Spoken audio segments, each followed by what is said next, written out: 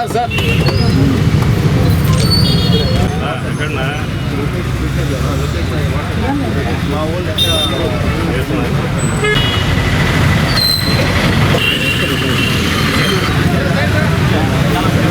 సంతోషం.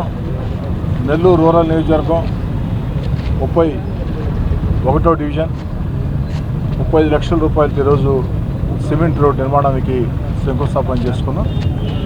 వేగవంతంగా పూర్తి చేసి నాణ్యతా ప్రమాణాలతో ప్రజలకు అందిస్తామని మాట ఇస్తూ తెలుగుదేశం పార్టీ కూటమి అధికారంలోకి వచ్చిన తర్వాత చంద్రబాబు నాయుడు గారు ముఖ్యమంత్రిగా నెల్లూరు రూరల్ నియోజకవర్గంలో 31వ డివిజన్కి కేవలం 31వ డివిజన్కి ఖర్చు చేసిన నిధులు అభివృద్ధి కార్యక్రమాల కోసం అక్షరాల 7 కోట్ల రూపాయలని చెప్పని మీ అందరి ముందు కూడా తెలియజేస్తాను. ఇది చరిత్ర ఎరుగని అభివృద్ధి. నెల్లూరు రూరల్ చరిత్రలో మీరు చాలా కాలంగా చూస్తూ ఉన్నారు.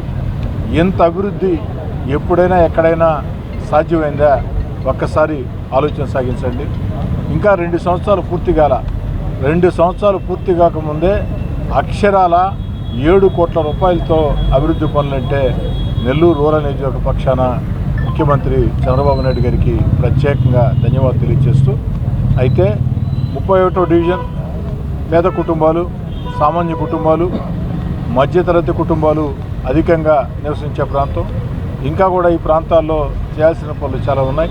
ముఖ్యంగా టైలర్స్ కాలనీ అడ్డ రోడ్లు కావచ్చు, టైలర్స్ కాలనీలో ఆ యొక్క డ్రైన్ల కాలువలు కావచ్చు, అవన్నీ కూడా చేయాల్సిన అవసరం ఉంది. రాబోయే రోజుల్లో నిధులు లభ్యతను బట్టి వాటిని కూడా పూర్తి చేసి అందిస్తానని చెప్పిన మాట ఇస్తూ, అదేవిధంగా ఏదైతే ఈ యొక్క డివిజన్లో మంచినీటి సమస్య పరిష్కారం కోసం దాదాపుగా ఒక నెల్లూరు రూరల్ నియోజకవర్గంలో 200 కిలోమీటర్లు వాటర్ పైప్ లైన్లు వేస్తూ ఉన్నాం. అందులో ఈ డివిజన్ కూడా ఉంది. అదే కాకుండా ఈ డివిజన్లో మంచినీటి సమస్య పరిష్కారం కోసం అంబాపురం, అక్కచెరువుపాడులో మంచినీటి ట్యాంకుల నిర్మాణానికి అతి త్వరలో మనం శంకుస్థాపన చేసుకోబోతున్నాం.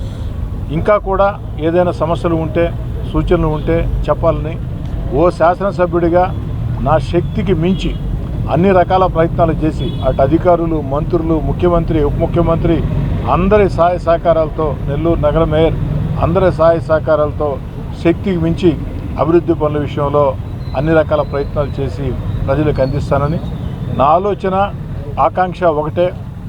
ఎమ్మెల్యే అంటే 5 ఏళ్లకోసారి ఓట్ల కోసం వచ్చే వ్యక్తి కాదు.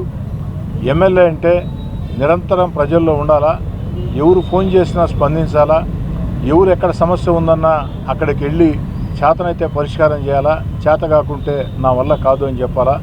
అంతిమంగా నెల్లూరు రూరల్ ప్రజలే కాకుండా నెల్లూరు జిల్లా ప్రజలందరూ కూడా శాసనసభ్యుడు అంటే ఎలా ఉండాలంటే, శాసనసభ్యుడు అంటే కోటంరెడ్డి శ్రీధర్రెడ్డిలా ఉండాలా అని గర్వంగా చెప్పుకునే విధంగా ముందుకు సాగేదానికి అన్ని ప్రయత్నాలు చేస్తామని తెలియజేసుకుంటూ, నెల్లూరు రూరల్ నియోజకవర్గంలో ఆ యొక్క ప్రభుత్వం అందించే సంక్షేమ కార్యక్రమాలు అర్హులకి అందించడం, అభివృద్ధి కార్యక్రమాలు సాధించడం, వీటన్నిటి కోసం కూడా కృషి చేస్తానని, అదేవిధంగా రాష్ట్రం గత ప్రభుత్వ విధానాలతో అస్తవ్యస్తంగా లోటు బడ్జెట్తో దారి తప్పిన తన సమర్థ పరిపాలనా దక్షతతో రాష్ట్రాన్ని గాడిన పెడుతూ అభివృద్ధి సంక్షేమ కార్యక్రమాలు అన్నీ కూడా అందిస్తూ, ప్రపంచంలో రాజధాని లేని రాష్ట్రం ఆంధ్రప్రదేశ్ ఒక్కటే.